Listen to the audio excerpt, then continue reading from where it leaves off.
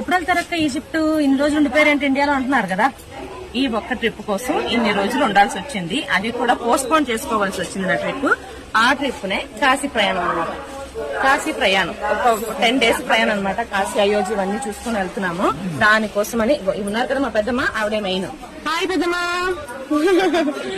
So 175 మంది, ఎంతమంది జనం, అంతమందితో ట్రిప్ అంటే ఆషమాషి కాదు. మళ్ళీ ఛాన్స్ వస్తుందో రాదో కూడా తెలియదు. అందుకనేసి ఈవెన్ 1 week ముందు మనం ఫ్లైట్ ఉన్నా కూడా పోస్ట్ పోన్ చేసుకుని మరి ట్రిప్ కు బయలుదేరుతాము. ఎంతమంది వీళ్ళు అందరూ కూడా మన ట్రిప్ కు వచ్చేవాళ్ళే. ఇంకా చాలా మంది ఇప్పుడు విజయనగరంలో ఉన్నాము.